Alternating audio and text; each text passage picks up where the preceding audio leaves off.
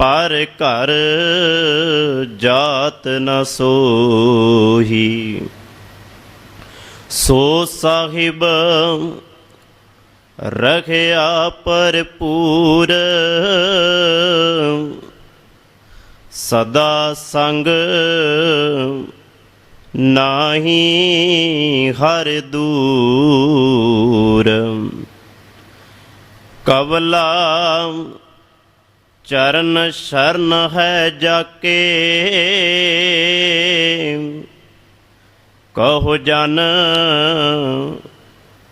का नहीं कर ताके।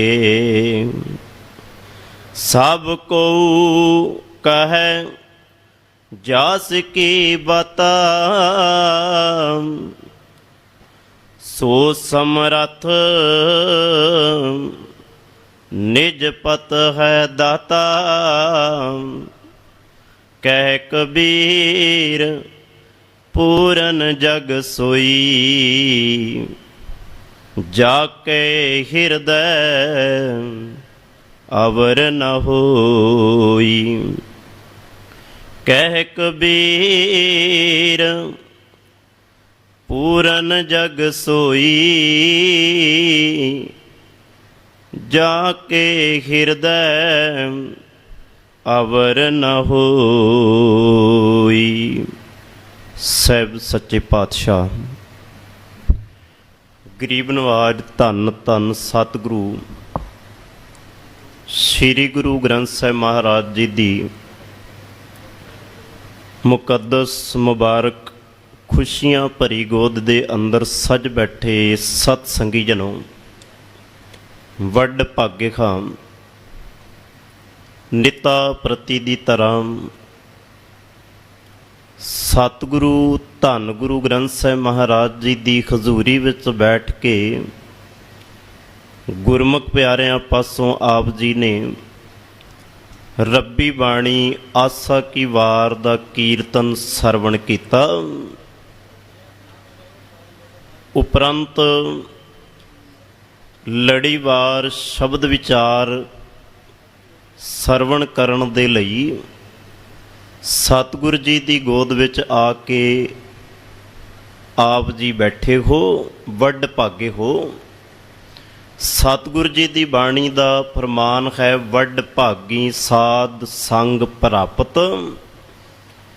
ਉਹ ਬੜੇ ਵੱਡਿਆਂ ਭਾਗਾਂ ਵਾਲੇ ਜਿਨ੍ਹਾਂ ਨੂੰ ਗੁਰੂ ਦੀ ਸੰਗਤ ਦੀ ਪ੍ਰਾਪਤੀ ਹੋਈ।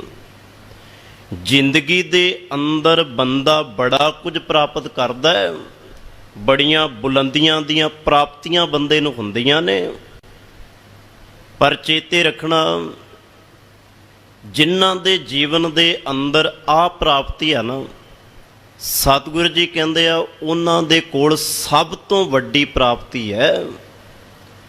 ਦੁਨੀਆ ਦੀ ਇਹ ਸਭ ਤੋਂ ਵੱਡੀ ਪ੍ਰਾਪਤੀ ਹੈ ਗੁਰੂ ਦੀ ਸੰਗਤ।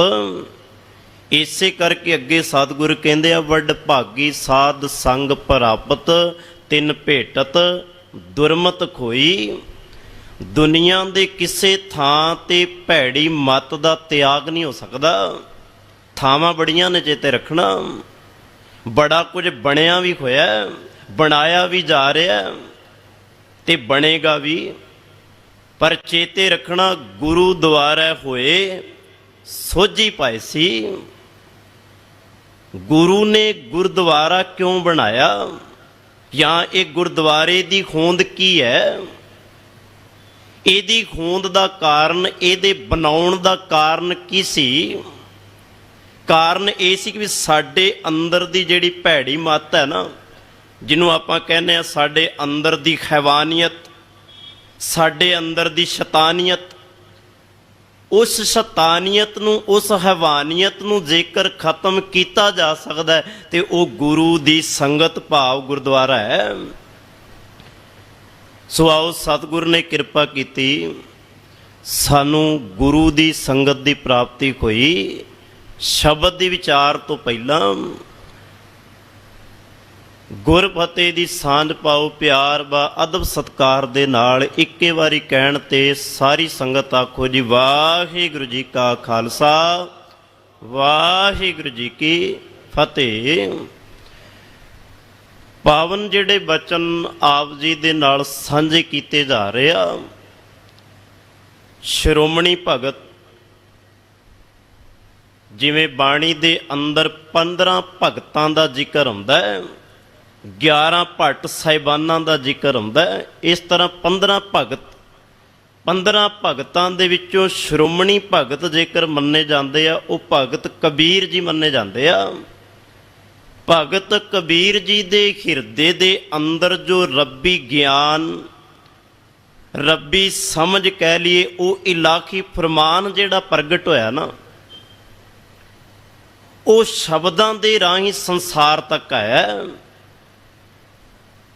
ਤੇ ਉਹਨਾਂ ਸ਼ਬਦਾਂ ਦੇ ਅੰਦਰ ਉਹਨਾਂ ਜੀਵਾਂ ਦੇ ਲਈ, ਉਹਨਾਂ ਸੰਸਾਰੀਆਂ ਦੇ ਲਈ ਭਗਤ ਕਬੀਰ ਜੀ ਦੇ ਰਾਹੀਂ ਜੋ ਰੱਬ ਨੇ ਸੰਦੇਸ਼ ਭੇਜਿਆ, ਉਹ ਬੜਾ ਕਮਾਲ ਦਾ ਹੈ।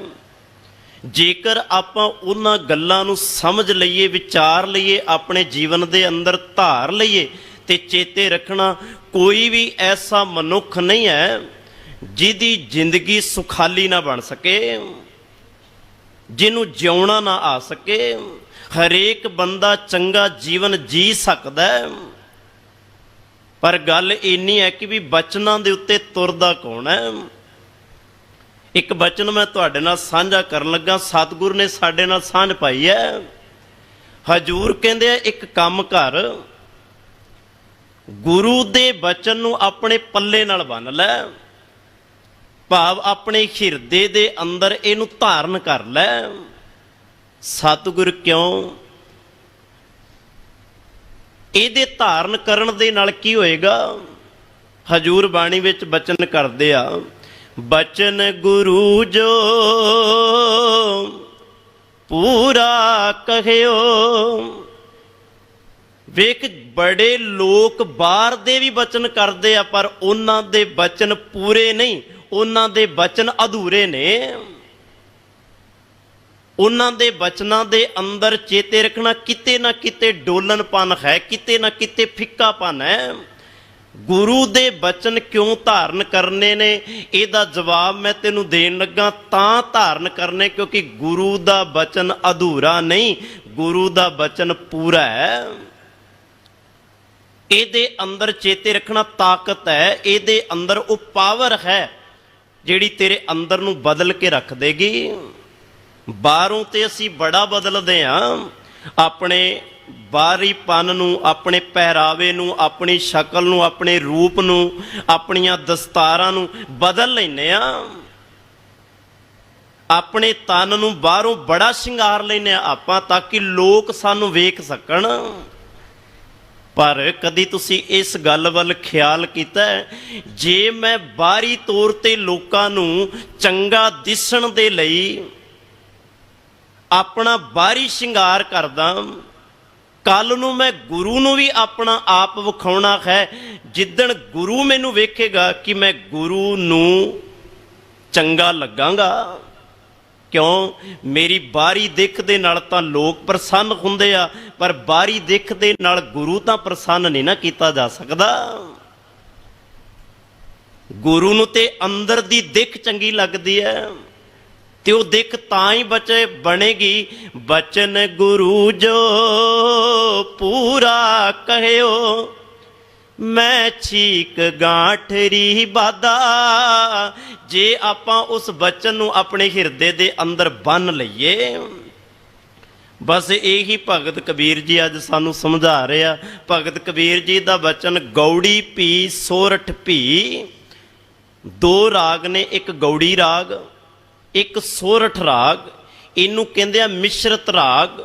ਦੋਵਾਂ ਰਾਗਾਂ ਦਾ ਸੁਮੇਲ ਮਿਲਾ ਕੇ ਭਾਵ ਇਸ ਰਾਗ ਦਾ ਉਚਾਰਨ ਕੀਤਾ ਗਿਆ ਹੈ ਇਸ ਬਚਨ ਦੇ ਅੰਦਰ।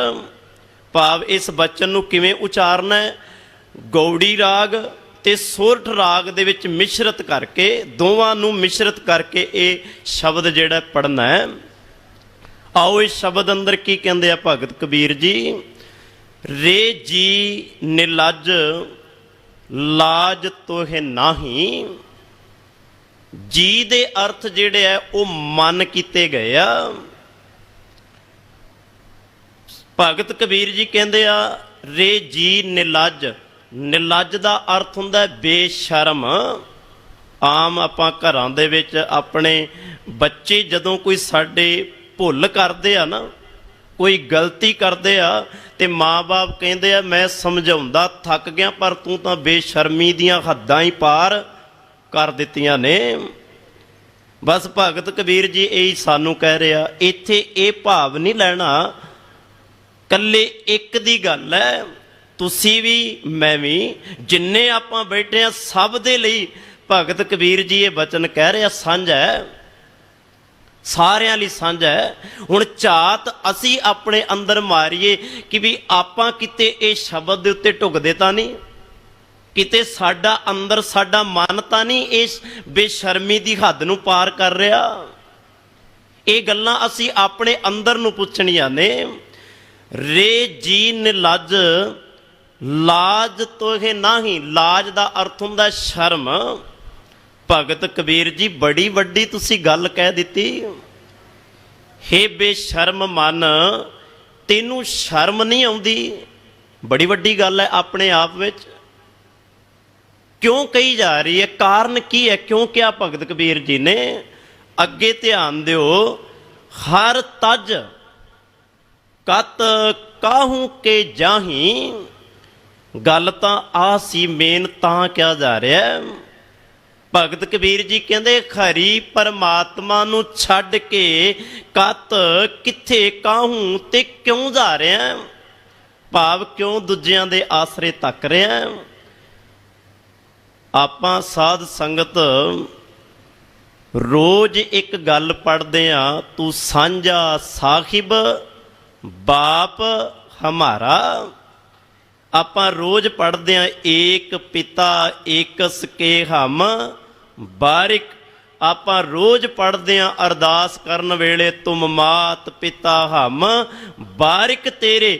ਪਰ ਚੇਤੇ ਰੱਖਣਾ ਇਹ ਗੱਲਾਂ ਪੜ੍ਹਦਿਆਂ ਸੁਣਦਿਆਂ ਹਰ ਤੱਜ ਤਾਂ ਵੀ ਇਹਨੂੰ ਛੱਡ ਕੇ ਆਪਾਂ ਦੂਜਿਆਂ ਦੇ ਆਸਰੇ ਤੱਕਦੇ ਫਿਰਦੇ ਆ।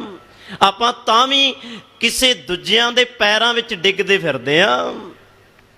ਫਿਰ ਇਹਦਾ ਮਤਲਬ ਹੈ ਕਿ ਵੀ ਇਹ ਬਚਨ ਤੇ ਸਾਡੇ ਤੇ ਢੁੱਕ ਗਿਆ। ਕਿਉਂ? ਆਪਾਂ ਤੇ ਆਸਰੇ ਦੂਜਿਆਂ ਦੇ ਲੱਭ ਰਹੇ ਆ। ਰੋਜ਼ ਜਪਜੀ ਸਾਹਿਬ ਪੜ੍ਹਿਆ ਮੈਂ, ਰੋਜ਼ ਜਪਜੀ ਸਾਹਿਬ ਸੁਣਿਆ ਮੈਂ, ਉਹਦੇ ਵਿੱਚ ਰੋਜ਼ ਮੈਂ ਇਹ ਗੱਲ ਪੜ੍ਹੀ, ਗੁਰਾ ਇੱਕ ਦੇਹ ਬੁਝਾਈ ਸਭਨਾ ਜੀਆਂ ਕਾ ਇੱਕ ਦਾਤਾ ਸੋ ਮੈਂ ਵਿਸਰ ਨਾ ਜਾਈ। ਪਰ ਇੱਥੋਂ ਬਾਹਰ ਜਾਂਦਿਆਂ ਫਿਰ ਮੈਨੂੰ ਉਹ ਭੁੱਲ ਗਿਆ। ਫਿਰ ਮੈਂ ਉਹਨਾਂ ਦੇ ਪੈਰਾਂ ਦੇ ਵਿੱਚ ਜਾ ਕੇ ਡਿੱਗਾ ਜਿਨ੍ਹਾਂ ਤੋਂ ਗੁਰੂ ਨੇ ਮੈਨੂੰ ਰੋਕਿਆ। ਹਰ ਤੱਜ ਹਰੀ ਪਰਮਾਤਮਾ ਨੂੰ ਛੱਡ ਕੇ। ਇੱਕ ਨਾ ਬਚਨ ਹੈ ਬਾਣੀ ਦੇ ਅੰਦਰ ਬੜਾ ਪਿਆਰਾ। ਭਗਤ ਬਾਣੀ ਦੇ ਅੰਦਰ ਪੜ੍ਹਦੇ ਆ ਆਪਾਂ, ਉੱਥੇ ਸਾਹਿਬ ਸਤਿਗੁਰ ਬਾਣੀ ਵਿੱਚ ਕਹਿੰਦੇ ਆ ਹਰ ਸੋਹੀਰਾ ਛੱਡ ਕੇ, ਹਰੀ ਰੂਪੀ ਹੀਰੇ ਨੂੰ ਛੱਡ ਕੇ ਕਰੈ ਆਨ ਕੀ ਆਸ। ਜਿਹੜੇ ਦੂਜਿਆਂ ਦੀਆਂ ਆਸਾਂ ਤੇ ਜਿਉਂਦੇ ਆ ਤੇ ਨਰ ਦੋਜਕ ਜਾਹੇਂਗੇ ਸਤ ਭਾਖੈ ਰਵਿਦਾਸ। ਦੋਜਕ ਦਾ ਅਰਥ ਕੀ ਹੈ? ਨਰਕ। ਤੇ ਨਰਕ ਨੂੰ ਆਪਾਂ ਕੀ ਕਹਿੰਦੇ ਆ? ਦੁੱਖ। ਤੇ ਦੁੱਖ ਕਦੋਂ ਵਿਆਪਦੇ ਆ? ਜਦੋਂ ਰੱਬ ਭੁੱਲ ਜਾਏ। ਪਰਮੇਸ਼ਰ ਤੇ ਭੁੱਲਿਆ ਵਿਆਪਨ ਸਭੇ ਰੋਗ। ਬਸ ਸਤਿਗੁਰੂ ਜੀ ਕਹਿੰਦੇ ਫਿਰ ਉਹ ਦੁੱਖਾਂ ਦੇ ਵਿੱਚ ਪੈਂਦੇ ਆ, ਉਹ ਨਰਕਾਂ ਦੀ ਅੱਗ ਦੇ ਵਿੱਚ ਸੜਦੇ ਆ ਜਿਹੜੇ ਖਰੀ ਪਰਮਾਤਮਾ ਨਿਰੰਕਾਰ ਨੂੰ ਛੱਡਦੇ ਆ। ਹੁਣ ਅਸੀਂ ਆਪ ਫੈਸਲਾ ਕਰ ਦਈਏ ਰੱਬ ਨੂੰ ਛੱਡਣਾ ਕਿ ਦੁੱਖਾਂ ਦੀਆਂ ਅੱਗਾਂ ਦੇ ਵਿੱਚ ਸੜਨਾ। ਜੈ ਤਨ ਬਾਣੀ ਵਿਸਰ ਜਾਏ ਜਿਉਂ ਪੱਕਾ ਰੋਗੀ ਵਿਲ ਲਾਏ। ਉਹ ਵਿਲਕਦੇ ਫਿਰਦੇ ਹੁੰਦੇ ਆ। ਸਤਿਗੁਰੂ ਜੀ ਦੀ ਬਾਣੀ ਨੇ ਫਿਰ ਸਾਨੂੰ ਸਮਝਾਇਆ। ਮੈਂ ਤੈਨੂੰ ਬਾਰ-ਬਾਰ ਇੱਕ ਗੱਲ ਕਹਿਣਾ, ਗੁਰੂ ਦੇ ਆਸਰੇ ਤੋਂ ਬਿਨਾਂ ਕਿਸੇ ਦੂਜੇ ਦਾ ਆਸਰਾ ਨਾ ਤੱਕ। ਕਿਉਂ? क्यों मानु की टेक बिरथी सब जान, देवन को एक है भगवान, जिसके दिए रह अघाए, बौर न तृष्णा लागै आए, मारै राखै एको आप, मानु कै किछ नाही हाथ। उहदे ते हत्थ विच ही कुछ नहीं है। जे तू दाता बनाउणा ही है ना, जे तू चेते रखना आसरा लभना ही है, फिर चेते रख गुरु वर्गा रब वर्गा आसरा किते नहीं है। छड्ड दिओ दुनिया दियां खुशामदियां करनियां। जदों तक गुरमुख प्यारिओ दुनिया दियां खुशामदा करोगे, पल्ले खुआरी नमोशी पएगी, उस तो वध के कख भी पल्ले नहीं पै सकदा। जिस दिन तुसी गुरु दी खुशामद, गुरु दे आसरे वाले पासे आगे, चेते रखना दुनिया दे सारे सुख तुहाडी झोली दे विच पै जाणगे। गल तां इन्नी है कि भी गुरु दा आसरा लैना। मैं फिर बेनती करां, आ भरोसे विचों निकले हुए शब्द ने, आस भरोसा खसम का नानक के जियरे।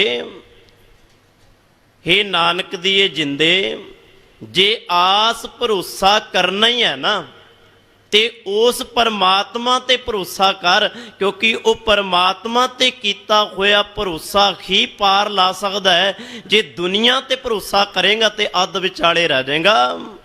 इस करके हजूर भगत कबीर जी कहते, हर तज कत काहू के जाही, किसे दे कोल क्यों जाना है। एक छोटी जी बेनती इतिहास विचों करां। किन्ना चंगा जीवन सी बाबा लैणा जी दा। लैणे तो अंगद बनना कोई सौखी जी खेड़ नहीं सी, चेते रखना। ਉਹਦੇ ਲਈ गुरु नानक पातशाह दे उपदेश ਨੂੰ, गुरु नानक पातशाह दे उस चलाए हुए राह ते चलना ਸਾਡੇ ਲਈ ਤਾਂ बड़ी औखी जी घाटी है। अज ਆਪਾਂ एक कदम नहीं चेते रखना चल पा रहे। एक कदम ਚੱਲਣ ਦਾ ਯਤਨ ਕਰਦੇ ਆ ਤੇ ਲੋਕਾਂ ਦੀਆਂ ਪਰੰਪਰਾਵਾਂ ਨੂੰ ਵੇਖ ਕੇ ਥਿੜਕ ਜਾਂਦੇ ਆ। ਇਹ ਰੀਤਾਂ ਰਿਵਾਜਾਂ ਦੇ ਵਿੱਚ ਫਸ ਕੇ ਆਪਾਂ ਗੁਰੂ ਦਾ ਰਾਹ ਇਖਤਿਆਰ ਨਹੀਂ ਕਰ ਪਾਉਂਦੇ। ਇਹਨਾਂ ਰੀਤਾਂ ਰਿਵਾਜਾਂ ਤੋਂ ਛੁੱਟਾਂਗੇ ਤੇ ਚੇਤੇ ਰੱਖਣਾ ਗੁਰਸਿੱਖੀ ਦੇ ਰਾਹ ਤੇ ਆਵਾਂਗੇ। ਭਾਈ ਲਹਿਣਾ ਜੀ, एक दिन धन गुरु नानक महाराज जी ने कहा, भाई लैणिया वेख सारे अपने घरां नूं चले गए आ, तू भी अपने घर चलिया जा, छड्ड दे हुण, तू मेरे पिछे बार बार ना आ। जदों नहीं हटे ना, धन गुरु नानक इतिहास कहता, धन गुरु नानक दे महाराज जी ने 4 लाइनां खिंचियां ने, 4 दिशावां दे वल, ते कहन लगे, भाई लैणा जी ये 4 लाइनां ने, 4 रस्ते ने, जेड़ा रस्ता तुहानू चंगा लगदा उसे रस्ते वल चले जाओ। मैं तुहानू बिल्कुल नहीं कहांगा तुसीं इधर क्यों गए, चले जाओ मेरे वल्लों, जिधर मर्जी जाओ, पर तुसीं जाओ। मैं कहना किन्ना ध्यान गुरु वल होवेगा, किन्ना ध्यान गुरु दी बाणी वल होएगा, धन गुरु नानक महाराज जी नाल किन्ना प्यार होएगा। 4 लाइनां खिंचियां धन गुरु नानक पातशाह ने।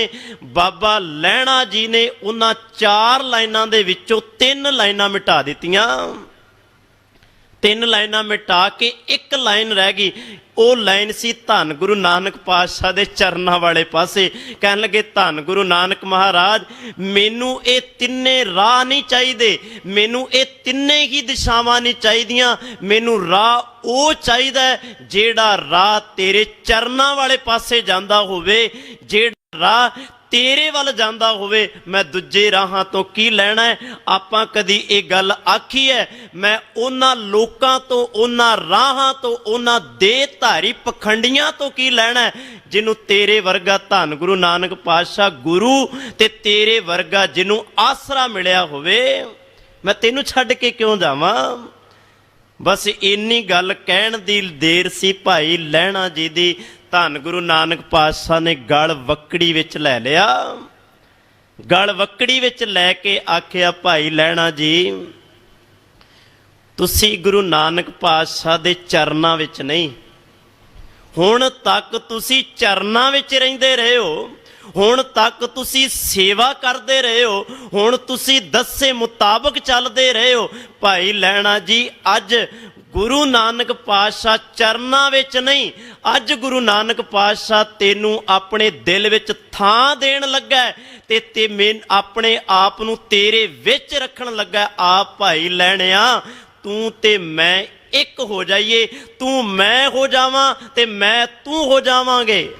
ਦੋਵੇਂ ਜਦੋਂ ਇੱਕ ਹੋ ਗਏ ਫਿਰ ਲੋਕ ਕਹਿਣਗੇ ਗੁਰੂ ਤੇ ਸਿੱਖ ਇੱਕ ਹੋ ਗਏ। ਇਹਨੂੰ ਕਹਿੰਦੇ ਆ ਜਿਹੜੇ ਗੁਰੂ ਨੂੰ ਛੱਡਦੇ ਨਹੀਂ ਉਹ ਗੁਰੂ ਦੇ ਵਿੱਚ ਹੀ ਸਮਾ ਜਾਂਦੇ ਆ। ਇਹਨੂੰ ਹੀ ਭਗਤ ਕਬੀਰ ਜੀ ਆਪਣੀ ਬਾਣੀ ਵਿੱਚ ਕਹਿੰਦੇ ਆ, ਅਬ ਤੋ ਜਾਏ ਚੜੇ ਸਿੰਘਾਸਨ ਮਿਲੇ ਹੈ ਸਾਰੰਗ ਪਾਨੀ, ਰਾਮ ਕਬੀਰਾ ਏਕ ਭਏ ਹੈ ਕੋਏ ਨਾ ਸਕੈ ਪਛਾਨੀ। ਹੁਣ ਤੁਸੀਂ ਕਿਵੇਂ ਕਹੋਗੇ ਭਾਈ ਲਹਿਣਾ ਤੇ ਧੰਨ ਗੁਰੂ ਨਾਨਕ ਮਹਾਰਾਜ ਅਲੱਗ ਨੇ? ਕਿਉਂਕਿ ਗੁਰੂ ਨਾਨਕ ਕੀ ਪਾਤਸ਼ਾਹ ਹੀ ਬਾਬਾ ਲਹਿਣਾ ਜੀ ਨੇ, ਗੁਰੂ ਅੰਗਦ ਪਾਤਸ਼ਾਹ ਨੇ ਤੇ ਗੁਰੂ ਅੰਗਦ ਪਾਤਸ਼ਾਹ ਹੀ ਧੰਨ ਗੁਰੂ ਨਾਨਕ ਪਾਤਸ਼ਾਹ ਨੇ। ਰੂਪ ਤਾਂ ਸਿਰਫ ਸਰੀਰ ਚੇਂਜ ਹੋਇਆ ਹੈ ਪਰ ਚੇਤੇ ਰੱਖਣਾ ਜੋਤ ਤਾਂ ਉਹੀ ਹੈ ਨਾ। ਇਸ ਕਰਕੇ ਜਿਹੜੇ ਗੁਰੂ ਨੂੰ ਛੱਡਦੇ ਨਹੀਂ, ਜਿਹੜੇ ਹਮੇਸ਼ਾ ਹੀ ਗੁਰੂ ਦੇ ਅੰਦਰ, ਗੁਰੂ ਦੇ ਹਿਰਦੇ ਦੇ ਅੰਦਰ ਆਪਣੀ ਥਾਂ ਬਣਾ ਲੈਂਦੇ ਆ, ਉਹ ਕਦੀ ਗੁਰੂ ਨੂੰ ਛੱਡ ਕੇ ਨਹੀਂ ਜਾਇਆ ਕਰਦੇ। ਤੇ ਜਿਹੜਾ ਗੁਰੂ ਨੂੰ ਛੱਡ ਜਾਂਦਾ ਹੈ ਚੇਤੇ ਰੱਖਣਾ ਉਹ ਫਿਰ ਗੁਰੂ ਦਾ ਸਿੱਖ ਕਹਾਉਣ ਦੇ ਲਾਇਕ ਨਹੀਂ ਹੁੰਦਾ। ਵੇਖੋ ਦੁਨਿਆਵੀ ਤੌਰ ਤੇ ਮਾਂ ਬਾਪ ਨੇ ਜਿਹੜਾ ਪੁੱਤਰ ਬਜ਼ੁਰਗੀ ਦੇ ਅੰਦਰ ਆਪਣੇ ਮਾਂ ਬਾਪ ਨੂੰ ਛੱਡ ਜਾਂਦਾ ਕਿ ਉਹ ਪੁੱਤਰ ਕਹਾਉਣ ਦੇ ਲਾਇਕ ਰਹਿੰਦਾ ਹੈ। ਸਿਆਣੇ ਬੈਠੇ ਉਹਨੂੰ ਕੀ ਕਿਹਾ ਜਾਂਦਾ ਹੈ? ਕਪੁੱਤਰ। ਪੁੱਤਰ ਨਹੀਂ ਕਿਹਾ ਜਾਂਦਾ, ਉਹਦੇ ਨਾਂ ਦੇ ਨਾਲ ਕੱਕਾ ਸ਼ਬਦ ਜੁੜਦਾ, ਪਾ ਪੁੱਤ ਕਪੁੱਤ ਹੋ ਗਿਆ। ਪਰ ਚੇਤੇ ਰੱਖਣਾ ਜਦੋਂ ਉਹੀ ਬੱਚਾ ਆਪਣੇ ਮਾਂ ਬਾਪ ਦੇ ਨਾਲ ਜੁੜਿਆ ਰਹਿੰਦਾ ਹੈ ਉਹੀ ਪੁੱਤਰ ਕਹਾਉਣ ਦੇ ਲਾਇਕ ਹੋ ਜਾਂਦਾ ਹੈ। ਬਸ ਆਹੀ ਗੱਲ ਗੁਰੂ ਸਾਹਿਬ ਸਾਡੇ ਨਾਲ ਕਰਦੇ ਆ। ਸਤਿਗੁਰੂ ਜੀ ਕਹਿੰਦੇ ਹਰ ਤਜ ਕਤ ਕਾਹੂ ਕੇ ਜਾਹੀ, ਹਰੀ ਪਰਮਾਤਮਾ ਨੂੰ ਛੱਡ ਕੇ ਕਿੱਥੇ ਤੇ ਕਿਉਂ ਭੱਜਾ ਜਾਂਦਾ? ਕਿਉਂ ਗੁਰੂ ਨੂੰ ਛੱਡ ਕੇ ਜਾਣਾ? ਗੁਰੂ ਨੂੰ ਛੱਡ ਕੇ ਨਾ ਜਾ। ਵੇਖ ਜੇਕਰ ਤੂੰ ਗੁਰੂ ਨੂੰ ਛੱਡ ਕੇ ਜਾਏਗਾ ਨਾ, ਗੁਰੂ ਤੋਂ ਦੂਰ ਹੋ ਜਾਏਗਾ ਤੇ ਬੇਮੁਖ ਹੋ ਜਾਏਗਾ। ਗੁਰੂ ਨੇ ਸਾਡੇ ਲਈ ਬੜਾ ਕੁਝ ਕੀਤਾ, ਸਾਧ ਸੰਗਤ ਤੇ ਕਰ ਵੀ ਰਿਹਾ। ਇਹ ਮਨਾਂ ਵਿੱਚੋਂ ਭੁਲੇਖਾ ਕੱਢ ਦਿਓ। ਤੁਸੀਂ ਖਾਲਸਾ ਸਾਜਨਾ ਦਿਵਸ ਮਨਾਉਣਾ, ਚੇਤੇ ਰੱਖਣਾ। ਖਾਲਸਾ ਸਾਜਨਾ ਦਿਵਸ ਤੇ ਕੁਝ ਤੇ ਗੁਰੂ ਦੇ ਉੱਤੇ ਭਰੋਸਾ ਕਰਕੇ ਗੁਰੂ ਨੂੰ ਆਪਣਾ ਬਣਾਉਣ ਦੀ ਕੋਸ਼ਿਸ਼ ਕਰੀਏ। ਉਹਨੇ ਚੇਤੇ ਰੱਖਣਾ ਸਾਡੇ ਲਈ ਰਾਤਾਂ ਜਾਗ ਕੇ ਲੰਘਾਈਆਂ ਹੋਈਆਂ ਨੇ। ਉਹਨੇ ਸਾਡੇ ਲਈ ਰਾਤਾਂ ਵੇਲੇ ਆਪਣੇ ਤਨ ਤੇ ਕਸ਼ਟ ਸਹਾਰੇ ਹੋਏ ਨੇ ਤੇ ਤੁਸੀਂ ਫਿਰ ਵੀ ਉਹਦੇ ਤੇ ਭਰੋਸਾ ਨਹੀਂ ਕਰਦੇ। ਥੋੜਾ ਖਿਆਲ ਕਰਿਓ ਗੁਰੂ ਗੋਬਿੰਦ ਸਿੰਘ ਮਹਾਰਾਜ ਵੱਲ। ਜਿਸ ਦਿਨ ਉਹ ਆਨੰਦਪੁਰ ਸਾਹਿਬ ਦੀ ਧਰਤੀ ਨੂੰ ਛੱਡਣ ਲੱਗਾ ਸੀ, ਚੇਤੇ ਰੱਖਣਾ ਉਹ ਸਮਾਂ ਦਿਨ ਦਾ ਨਹੀਂ ਸੀ, ਉਹ ਰਾਤ ਦਾ ਸਮਾਂ ਸੀ। ਜਿਸ ਦਿਨ ਉਹ ਚਮਕੌਰ ਸਾਹਿਬ ਦੀ ਧਰਤੀ ਨੂੰ ਛੱਡਣ ਲੱਗਾ ਸੀ, ਚੇਤੇ ਰੱਖਣਾ ਦਿਨ ਦਾ ਸਮਾਂ ਨਹੀਂ ਸੀ, ਰਾਤ ਦਾ ਸਮਾਂ ਸੀ। ਉਹਨੇ ਇੰਨਾ ਕੁਝ ਕਰ ਦਿੱਤਾ, ਆਪਣਾ ਸਰਬੰਸ ਵਾਰ ਦਿੱਤਾ। ਤੇ ਚੇਤੇ ਰੱਖਣਾ ਅਸੀਂ ਉਹਦੇ ਉੱਤੇ ਭਰੋਸਾ ਨਾ ਕਰੀਏ, ਉਹਨੂੰ ਛੱਡ ਕੇ ਤੇ ਦੇਹ ਧਾਰੀਆਂ ਦੇ ਮਗਰ ਤੁਰੇ ਫਿਰੀਏ। ਚੇਤੇ ਰੱਖਣਾ ਕਹਿਣਾ ਪਏਗਾ ਰੇ ਜੀ ਨਿਲਾਜ ਲਾਜ ਤੋਹੇ ਨਹੀਂ, ਤੈਨੂੰ ਸ਼ਰਮ ਨਹੀਂ ਆਉਂਦੀ? ਤੂੰ ਇੰਨੇ ਵੱਡੇ ਗੁਰੂ ਨੂੰ ਛੱਡ ਕੇ, ਰੱਬ ਰੂਪ ਗੁਰੂ ਨੂੰ ਛੱਡ ਕੇ ਤੇ ਬਾਹਰ ਧੱਕੇ ਪਿਆ ਖਾਨਾ। ਆਓ ਅਗਾਂਹ ਤੁਰੀਏ। ਭਗਤ ਕਬੀਰ ਜੀ, ਇਹ ਰਹਾਉ ਦਾ ਬੰਦ ਸੀ। ਰਹਾਉ ਭਗਤ ਕਬੀਰ ਜੀ ਅੱਗੇ ਕਹਿੰਦੇ ਆ, ਜਾਕੋ ਠਾਕੁਰ ਉੱਚਾ ਹੋਈ, ਜਿਹਨੂੰ ਬਾਣੀ ਵਿੱਚ ਆਪਾਂ ਪੜ੍ਹਦੇ ਆ, ਹਮਰਾ ਠਾਕੁਰ ਸਭ ਤੇ ਉੱਚਾ। ਉੱਚਾ ਹੀ ਨਹੀਂ ਹੈ ਚੇਤੇ ਰੱਖਣਾ, ਉਹਦਾ ਮਰਤਬਾ, ਉਹਦਾ ਸਿੰਘਾਸਨ, ਉਹਦਾ ਸਭ ਕੁਝ। ਬੰਦਾ ਕਿੰਨਾ ਕੁ ਉੱਚਾ ਹੋ ਸਕਦਾ ਹੈ, ਪਰ ਚੇਤੇ ਰੱਖਣਾ ਗੁਰੂ ਰੱਬ ਨਾਲੋਂ ਕਦੀ ਉੱਚਾ ਨਹੀਂ ਹੋ ਸਕਦਾ। ਹੁਣ ਬਚਨ ਪੜ੍ਹ ਕੇ ਗਏ ਆ ਰਾਗੀ ਸਿੰਘ, ਲਾਸਟ ਵਿੱਚ ਉਹਨਾਂ ਨੇ ਪੜ੍ਹਿਆ, ਵੱਡੀ ਹੂੰ ਵੱਡਾ ਅਪਾਰ ਤੇਰਾ ਮਰਤਬਾ। ਇਹ ਰੱਬਾ ਤੇਰਾ ਜਿਹੜਾ ਮਰਤਬਾ ਹੈ ਨਾ, ਉਹ ਸਭ ਤੋਂ ਵੱਡਾ ਤੇ ਸਭ ਤੋਂ ਉੱਚਾ ਹੈ, ਭਾਵ ਸਭ ਤੋਂ ਸ੍ਰੇਸ਼ਟ ਹੈ। ਤੇਰੇ ਮਰਤਬੇ ਵਰਗਾ ਕੋਈ ਮਰਤਬਾ ਨਹੀਂ, ਭਾਵ ਤੂੰ ਸਭ ਤੋਂ ਉੱਚਾ ਹੈ। ਤੇ ਇਹੀ ਗੱਲ ਭਗਤ ਕਬੀਰ ਜੀ ਕਹਿੰਦੇ, ਜਿਸ ਦਾ ਠਾਕੁਰ ਇੰਨਾ ਉੱਚਾ ਹੋਵੇ ਸੋ ਜਨ ਪਰ ਘਰ ਜਾਤ ਨਾ ਸੋਖੀ। ਉਹ ਹੈ ਭਾਈ, ਉਹ ਫਿਰ ਕਿਸੇ ਦੂਜੇ ਦੇ ਘਰ ਜਾਂਦਾ ਚੰਗਾ ਨਹੀਂ ਲੱਗਦਾ। ਇਹਦਾ ਭਾਵ ਅਰਥ ਜਿਹੜਾ ਹੈ ਨਾ, ਉਹ ਆਪਾਂ ਇਸ ਤਰ੍ਹਾਂ ਕਰ ਲਈਏ ਕਿ ਵੀ ਜਿਸ ਦੇ ਘਰ ਦੇ ਵਿੱਚ ਸਭ ਕੁਝ ਹੋਵੇ, ਉਹ ਦੂਜਿਆਂ ਦੇ ਘਰਾਂ ਦੇ ਵਿੱਚ ਮੰਗਣ ਦੇ ਲਈ ਨਹੀਂ ਜਾਂਦਾ। ਜਿਸ ਗੁਰੂ ਨਾਨਕ ਪਾਤਸ਼ਾਹ ਦੇ ਘਰ ਦੇ ਵਿੱਚ ਇਹ ਗੱਲ ਕਹੀ ਜਾਂਦੀ ਹੈ, ਘਰ ਤਾਂ ਤੇਰਾ ਸਭ ਕੁਝ ਹੈ, ਆਪਾਂ ਫਿਰ ਝੋਲੀਆਂ ਦੂਜਿਆਂ ਦੇ ਅੱਗੇ ਅੜਦੇ ਫਿਰੀਏ। ਸਤਿਗੁਰੂ ਜੀ ਕਹਿੰਦੇ ਇਹ ਗੱਲ ਤਾਂ ਫਿਰ ਉਹਦੇ ਲਈ ਗਲਤ ਹੋ ਗਈ ਨਾ। ਇਹੀ ਗੱਲ ਭਗਤ ਜੀ ਕਹਿੰਦੇ ਆ, ਸੋ ਜਨ ਪਰ ਘਰ ਜਾਤ ਨਾ ਸੋਹੀ। ਘਰ ਦੇ ਵਿੱਚ ਦਾਦਾ ਵੀ ਹੋਵੇ, ਘਰ ਦੇ ਵਿੱਚ ਦਾਦੀ ਵੀ ਹਜੇ ਹੋਵੇ, ਮਾਂ ਵੀ ਹੋਵੇ, ਪਿਓ ਵੀ ਹੋਵੇ, ਘਰ ਦੇ ਵਿੱਚ ਸਭ ਕੁਝ ਹੋਵੇ, ਤੇ ਪੁੱਤ ਜਿਹੜਾ ਉਹ ਗਵਾਂਢੀਆਂ ਦੇ ਘਰੋਂ ਮੰਗਣ ਜਾਂਦਾ ਹੋਵੇ, ਉਹਨਾਂ ਮਾਂ ਬਾਪ ਨੇ, ਉਸ ਦਾਦੀ ਨੇ, ਦਾਦੇ ਨੇ ਤੇ ਕਹਿਣਾ, ਪੁੱਤ ਸਾਡੇ ਖੁੰਦਿਆਂ ਹੋਇਆਂ ਤੂੰ ਦੂਜਿਆਂ ਦੇ ਘਰਾਂ ਵਿੱਚੋਂ ਕਿਉਂ ਮੰਗਣ ਜਾਣਾ? ਕਹਿਣਗੇ ਨਾ ਉਹ। ਮੈਂ ਆਰੰਭਤਾ ਵੇਲੇ ਆਪ ਜੀ ਨਾਲ ਇਹ ਬੇਨਤੀ ਕਰ ਹਟਿਆ, ਜਿਹਨੂੰ ਤੁਸੀਂ ਕਹਿੰਦੇ ਹੋ ਸਾਂਝਾ ਸਾਹਿਬ ਬਾਪ ਹਮਾਰਾ, ਜਦੋਂ ਇਹਦੇ ਨਾਲ ਸਾਡੀ ਸਾਂਝੀ ਵਾਲਤਾ ਹੈ, ਜਦੋਂ ਇਹਦੇ ਨਾਲ ਸਾਡਾ ਪਿਆਰ ਹੈ, ਫਿਰ ਚੇਤੇ ਰੱਖਣਾ ਆਪਾਂ ਦੂਜਿਆਂ ਦੇ ਘਰਾਂ ਵਿੱਚ ਕਿਉਂ ਜਾਂਦੇ ਆ ਮੰਗਣ?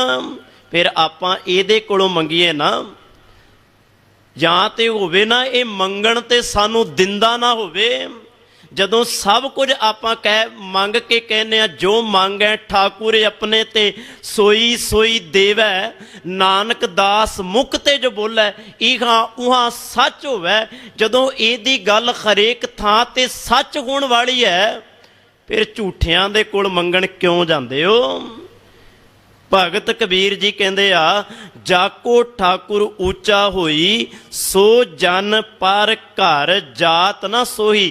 ਉਹ ਦੂਜਿਆਂ ਦੇ ਘਰਾਂ ਵਿੱਚ ਜਾਂਦਾ ਚੰਗਾ ਨਹੀਂ ਲੱਗਦਾ। ਸੋ ਸਾਹਿਬ ਰਹਿਆ ਭਰਪੂਰ।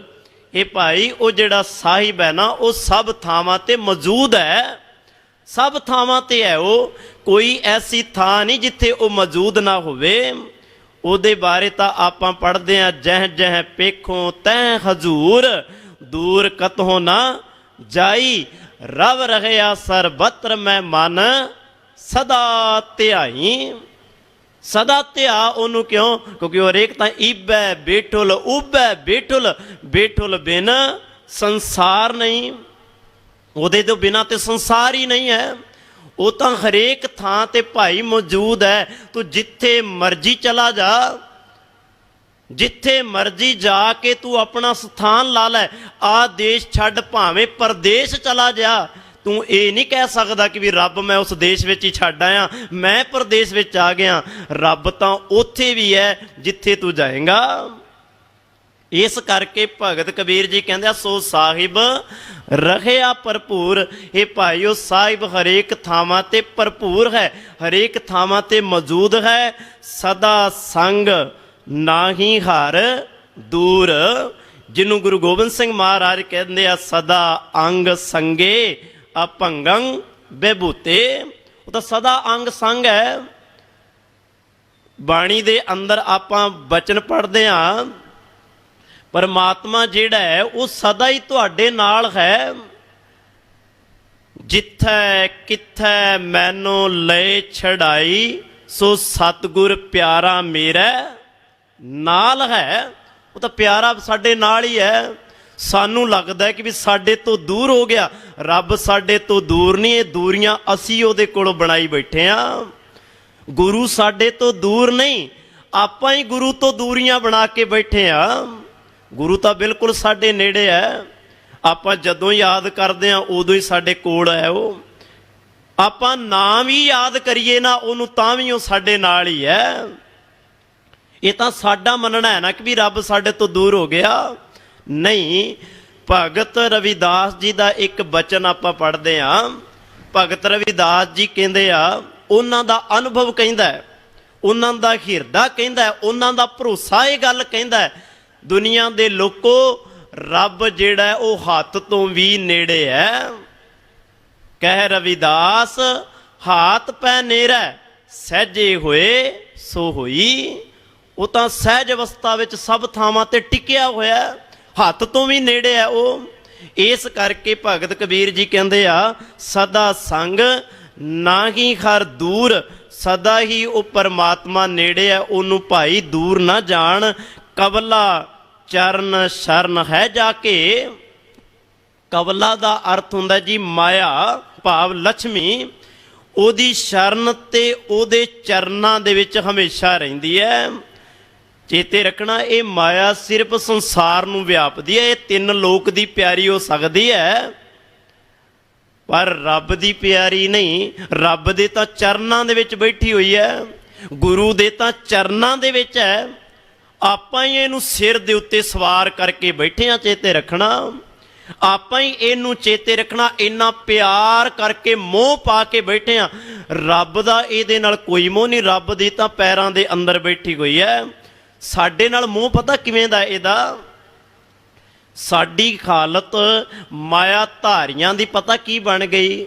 ਸਾਡੀ ਹਾਲਤ ਇੱਕ ਬੱਚੇ ਵਰਗੀ ਬਣ ਗਈ ਹੈ। ਤੁਸੀਂ ਆਖੋਗੇ ਵੀ ਇੰਨੀਆਂ ਉਮਰਾਂ ਹੋ ਗਈਆਂ ਨੇ ਸਾਡੀਆਂ, ਕਿਸੇ ਦੀ 40 ਹੋ ਗਈ, ਕਿਸੇ ਦੀ 50 ਹੋ ਗਈ, ਕਿਸੇ ਦੀ 70 ਹੋ ਗਈ, 80 ਹੋ ਗਈ। ਸਾਡੀ ਹਾਲਤ ਬੱਚਿਆਂ ਵਰਗੀ ਕਿਵੇਂ ਹੋ ਸਕਦੀ ਹੈ? ਸਾਡੀ ਤਾਂ ਉਮਰ ਬੜੀ ਹੈ। ਪਰ ਨਹੀਂ, ਹਾਲਤ ਬੱਚਿਆਂ ਵਰਗੀ ਹੈ।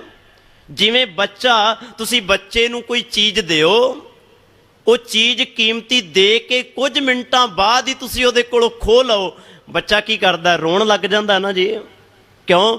ਕਿਉਂਕਿ ਉਹਦਾ ਮੋਹ ਉਸ ਚੀਜ਼ ਦੇ ਨਾਲ ਪੈ ਜਾਂਦਾ ਹੈ। ਹੁਣ ਉਹ ਛੱਡਣ ਲਈ ਤਿਆਰ ਨਹੀਂ। ਤੁਸੀਂ ਖੋਵੋਗੇ ਤੇ ਰੋਵੇਗਾ ਉਹ। ਬਸ ਆਹੀ ਕਹਾਣੀ ਉਹਨਾਂ ਮਾਇਆ ਧਾਰੀਆਂ ਦੀ ਹੈ। ਪਹਿਲੀ ਗੱਲ ਤੇ ਅੰਨਾ ਬੋਲਾ ਇੰਨਾ ਹੋ ਗਿਆ ਹੈ, ਸਮਝ ਹੀ ਕੋਈ ਨਹੀਂ। ਪਰ ਭਗਤ ਬਾਣੀ ਦੇ ਅੰਦਰ ਭਗਤ ਜੀ ਕਹਿੰਦੇ ਆ, ਕਹਿਣ ਲੱਗੇ ਬੰਦਿਆ ਹਾਲਤ ਬੱਚੇ ਵਰਗੀ ਪਤਾ ਕਿਵੇਂ ਹੋਈ? ਜਬ ਕਛ ਪਾਵੈ ਤਬ ਗਰਭ ਕਰਤ ਹੈ। ਜਦੋਂ ਪਾ ਲੈਣਾ ਤੇ ਤੇਰੀ ਖੁਸ਼ੀ ਦਾ ਕੋਈ ਜਿਹੜਾ ਵੇਨਿਆ ਦਾਇਰਾ ਨਹੀਂ ਰਹਿੰਦਾ। ਤੂੰ ਬੜਾ ਖੁਸ਼ ਹੁੰਦਾ ਹੈ, ਹੰਕਾਰ ਵਿੱਚ ਆ ਜਾਂਦਾ ਹੈ। ਪਰ ਦੂਜੇ ਪਾਸੇ ਜਬ ਕਛ ਪਾਵੈ ਤਬ ਗਰਭ ਕਰਤ ਹੈ, ਮਾਇਆ ਗਈ ਤਬ ਰੋਵਨ ਲਗਤ ਹੈ। ਦਿਓ ਖਾਂ ਕਿਸੇ ਨੂੰ ਲੱਖ ਰੁਪਈਆ, ਬੜਾ ਖੁਸ਼ ਹੋਏਗਾ। 10 ਮਿੰਟ ਬਾਅਦ ਆਖੀ ਮੈਂ ਤੇ ਖੁਸ਼ ਕਰਨ ਵਾਸਤੇ ਤੈਨੂੰ ਦਿੱਤੀ ਸੀ, ਹੁਣ ਮੈਨੂੰ ਵਾਪਸ ਕਰ ਦੇ। ਡਿਪਰੈਸ਼ਨ ਵਿੱਚ ਆ ਜਾਏਗਾ, ਦੁਖੀ ਹੋ ਜਾਏਗਾ ਕਿ ਵੀ ਇਹ ਕੀ ਮੇਰੇ ਨਾਲ ਮਜ਼ਾਕ ਕੀਤਾ ਤੂੰ। ਬਸ ਆਹੀ ਕਹਾਣੀ ਉਹ ਬੱਚਿਆਂ ਵਾਲੀ ਹੋ ਗਈ ਨਾ ਸਾਡੀ। ਫਿਰ ਜਬ ਕਛ ਪਾਵੈ ਤਬ ਗਰਭ ਕਰਤ ਹੈ, ਮਾਇਆ ਗਈ ਤਬ ਰੋਵਨ ਲਗਤਾ ਹੈ। ਰੋਣ ਲੱਗ ਜਾਂਦਾ ਹੈ, ਪਿੱਟਣ ਲੱਗ ਜਾਂਦਾ ਹੈ ਕਿ ਮੇਰੇ ਕੋਲੋਂ ਚਲੀ ਕਿਉਂ ਗਈ। ਇਸ ਕਰਕੇ ਸਤਿਗੁਰੂ ਜੀ ਕਹਿੰਦੇ ਆ, ਭਗਤ ਕਬੀਰ ਜੀ ਕਹਿੰਦੇ, ਕਵਲਾ ਚਰਨ ਸ਼ਰਨ ਹੈ ਜਾ ਕੇ। ਜਿਹੜੀ ਮਾਇਆ ਹੈ, ਲక్ష్ਮੀ ਹੈ, ਉਹ ਤਾਂ ਰੱਬ ਦੇ ਚਰਨਾਂ ਦੇ ਵਿੱਚ ਰਹਿੰਦੀ ਹੈ, ਉਹਦੀ ਸ਼ਰਨ ਵਿੱਚ ਬੈਠੀ ਹੋਈ ਹੈ। ਕਹੋ ਜਨ ਕਾ ਨਹੀਂ ਘਰ ਤਾਕੇ। ਇਹ ਭਾਈ ਦੱਸੋ, ਉਸ ਪਰਮਾਤਮਾ ਦੇ ਘਰ ਦੇ ਵਿੱਚ ਕੀ ਨਹੀਂ ਹੈ? ਹਰੇਕ ਚੀਜ਼ ਹੈ ਉਹਦੇ ਘਰ ਦੇ ਅੰਦਰ। ਪਰ ਇੱਕ ਸ਼ਰਤ ਹੈ, ਚੇਤੇ ਰੱਖਣਾ। ਜਿਵੇਂ ਮਾਂ-ਬਾਪ ਬੱਚੇ ਦੇ ਅੱਗੇ ਕੋਈ ਸ਼ਰਤ ਰੱਖ ਦਿੰਦੇ ਆ ਨਾ ਕਿ ਵੀ ਤੂੰ ਐ ਇਮਤਿਹਾਨਾਂ ਦੇ ਵਿੱਚੋਂ ਇੰਨੇ ਨੰਬਰ ਲੈ, ਮੈਂ ਤੈਨੂੰ ਆਹ ਚੀਜ਼ ਲੈ ਕੇ ਦਿਆਂਗਾ। ਸ਼ਰਤ ਹੈ। ਗੁਰੂ ਸਾਹਿਬ ਨੇ ਸਾਨੂੰ ਸਮਝਾਇਆ, ਸਾਚੇ ਸਾਹਿਬਾ ਕਿਆ ਨਾਹੀਂ ਘਰ ਤੇਰਾ, ਘਰ ਤਾਂ ਤੇਰਾ ਸਭ ਕੁਛ ਹੈ, ਜਿਸ ਦੇਹ ਸੋ ਪਾਵੇ। ਇੱਥੋਂ ਤੱਕ ਆਪਾਂ ਪੜ੍ਹ ਲਿਆ, ਸਭ ਕੁਝ ਹੈ, ਪਰ ਕਿਵੇਂ ਪਾਵਾਂਗੇ? ਉਹਦੀ ਸ਼ਰਤ ਹੈ, ਸਦਾ ਸਿਫਤ ਸਲਾਹ ਤੇਰੀ, ਨਾ ਮਨ ਵਸਾਵੇ, ਤੂੰ ਗੁਰੂ ਦੇ ਨਾਲ ਜੁੜਿਆ ਰਹੋ, ਤੂੰ ਬਾਣੀ ਦੇ ਨਾਲ ਜੁੜਿਆ ਰਹੋ, ਹਰੇਕ ਚੀਜ਼ ਤੈਨੂੰ ਪ੍ਰਾਪਤ ਹੋ ਜਾਏਗੀ। ਭਾਵ ਕਹੋ ਜਨ ਕਾ ਨਹੀਂ ਘਰ ਤਾਕੇ, ਕੀ ਨਹੀਂ ਹੈ ਉਹਦੇ ਘਰ ਦੇ ਵਿੱਚ, ਸਭ ਕੁਝ ਤੈਨੂੰ ਉਸ ਘਰ ਦੇ ਵਿੱਚੋਂ ਪ੍ਰਾਪਤ ਹੋਏਗਾ। ਐਸੀ ਕੋਈ ਚੀਜ਼ ਨਹੀਂ ਹੈ ਜਿਹੜੀ ਤੈਨੂੰ ਮਿਲੇਗੀ ਨਹੀਂ। ਅੱਗੇ ਫਿਰ ਹਜ਼ੂਰ ਕਹਿੰਦੇ ਸਭ ਕੋ ਕਹਿ ਜਾਸ ਕੀ ਬਾਤਾ, ਸਾਰੀ ਪਰਮਾਤਮਾ ਦੀਆਂ ਵਡਿਆਈਆਂ ਕਰਦੇ ਆ, ਉਹਦੇ ਜਸ ਗਾਉਂਦੇ ਆ। ਸੋ ਸਮਰੱਥ ਨਿਜ ਪਤ ਹੈ ਦਾਤਾ, ਉਹ ਤੇ ਬੜੀ ਵੱਡੀ ਸਮਰੱਥਾ ਰੱਖਣ ਵਾਲਾ ਹੈ। ਨਿਜ ਪਤ ਭਾਵ ਉਹ ਤੇ ਸਾਡਾ ਖਸਮ ਹੈ, ਜਿੰਦੇ ਬਾਰੇ ਧੰਨ ਗੁਰੂ ਅਰਜਨ ਦੇਵ ਮਹਾਰਾਜ ਕਹਿੰਦੇ ਆ, ਜਿਹਦੇ ਬਾਰੇ ਆਪਾਂ ਬਾਣੀ ਵਿੱਚ ਪੜ੍ਹਦੇ ਆ, ਤੂੰ ਦਾਤਾ। ਸੰਸਾਰ ਜਿਹੜਾ ਹੈ ਉਹ ਸਾਰਾ ਭਿਖਾਰੀ ਹੈ। ਤੁਮ ਦਾਤੇ ਠਾਕੁਰ ਪ੍ਰਤਪਾਲਕ, ਨਾਇਕ ਖਸਮ ਹਮਾਰੇ। ਇਹ ਪਰਮਾਤਮਾ ਤੂੰ ਸਾਡਾ ਖਸਮ ਹੈ, ਤੂੰ ਸਾਡਾ ਨਾਇਕ ਹੈ।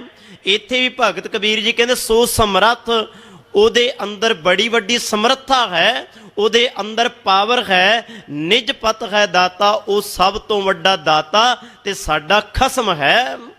ਲਾਸਟ ਵਿੱਚ ਫਿਰ ਭਗਤ ਕਬੀਰ ਜੀ ਨੇ ਕਿਹਾ ਕਹਿ ਕਬੀਰ ਪੂਰਨ ਜਗ ਸੋਈ।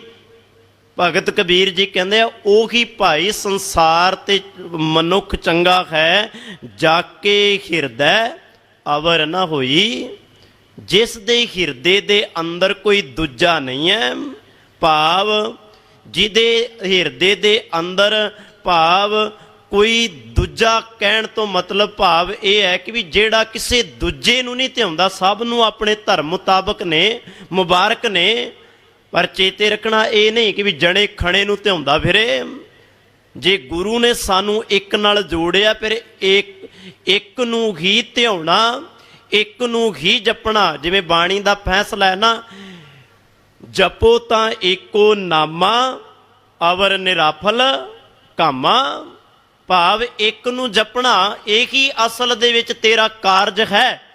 ਪਰ ਜੇ ਤੂੰ ਦੂਜਾ ਕਰਦਾ ਅਵਰ ਕਾਜ ਤੇਰਾ ਕਿਤੇ ਨਾ ਕਾਮ, ਮਿਲ ਸਾਧ ਸੰਗਤ ਭਜ ਕੇਵਲ ਨਾਮ। ਉਹ ਕਿਸੇ ਵੀ ਕੰਮ ਨਹੀਂ। ਗੁਰੂ ਦੀ ਸੰਗਤ ਵਿੱਚ ਬੈਠ ਕੇ ਗੁਰਬਾਣੀ ਪੜ੍ਹਨਾ, ਗੁਰਬਾਣੀ ਸੁਣਨਾ, ਇਹੀ ਅਸਲ ਸਾਡਾ ਮਨੋਰਥ ਤੇ ਕਾਰਜ ਹੈ। ਭਗਤ ਕਬੀਰ ਜੀ ਕਹਿੰਦੇ ਜਾ ਕੇ ਹਿਰਦੈ ਅਵਰ ਨਾ ਹੋਈ, ਤੁਧ ਬਿਨ ਦੂਜਾ ਅਵਰ ਨਾ ਕੋਏ।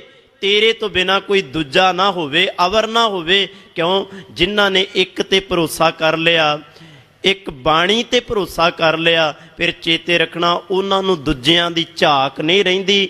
ਉਹ ਫਿਰ ਭਾਈ ਲਹਿਣੇ ਦੀ ਤਰ੍ਹਾਂ ਪੂਰਨ ਸਿੱਖ ਬਣ ਕੇ, ਚੇਤੇ ਰੱਖਣਾ ਜਦੋਂ ਗੁਰੂ ਦੀ ਦੱਸੀ ਹੋਈ ਕਾਰ ਕਮਾਉਂਦਾ ਹੈ, ਫਿਰ ਚੇਤੇ ਰੱਖਣਾ ਭਾਈ ਲਹਿਣੇ ਤੋਂ ਸੱਚਾ ਪਾਤਸ਼ਾਹ ਧੰਨ ਗੁਰੂ ਅੰਗਦ ਦੇਵ ਮਹਾਰਾਜ ਬਣ ਜਾਂਦਾ ਹੈ। ਭਾਵ ਜੇ ਇੱਕ ਅਵਰ ਨਹੀਂ, ਇੱਕ ਨੂੰ ਧਿਆਉਂਦਾ। ਸੋ ਸਤਿਗੁਰੂ ਜੀ ਕਿਰਪਾ ਕਰਨ। ਭਗਤ ਕਬੀਰ ਜੀ ਦਾ ਇਹ ਪਾਵਨ ਬਚਨ, ਜੋ ਉਪਦੇਸ਼ ਇਸ ਦੇ ਵਿੱਚ ਭਗਤ ਕਬੀਰ ਜੀ ਨੇ ਸਾਡੇ ਨਾਲ ਸਾਂਝਾ ਕੀਤਾ, ਉਹ ਸਾਡੇ ਹਿਰਦੇ ਦਾ ਸ਼ਿੰਗਾਰ ਬਣ ਜਾਏ। ਉਸ ਮੁਤਾਬਕ ਸਾਨੂੰ ਚੱਲਣ ਦੀ ਜਾਚ ਆ ਜਾਏ। ਇਹ ਅਰਦਾਸ ਗੁਰੂ ਚਰਨਾਂ ਵਿੱਚ ਕਰੀਏ। ਜਿੱਥੇ ਪੜ੍ਹਦੇ, ਸੁਣਦੇ, ਵਿਚਾਰਦੇ ਹਾਂ, ਉਹ ਸਭ ਕੁਝ ਸਾਡੇ ਹਿਰਦੇ ਦਾ ਸ਼ਿੰਗਾਰ ਬਣਨਾ ਉਸ ਦਾ ਬੜਾ ਜ਼ਰੂਰੀ ਹੈ। ਇੰਨੀਆਂ ਕੁ ਬੇਨਤੀਆਂ ਪ੍ਰਵਾਨ ਕਰਨੀਆਂ। ਭੁੱਲਾਂ ਦੀ ਖਿਮਾ, ਬੋਲਦਿਆਂ ਪਾਸੋਂ ਅਨੇਕਾਂ ਹੋ ਜਾਂਦੀਆਂ ਨੇ। ਸਤਿਗੁਰੂ ਅਤੇ ਗੁਰੂ ਕੀ ਸੰਗਤ ਬਖਸ਼ਣਹਾਰ ਹੈ, ਬਖਸ਼ ਦੇਣਾ।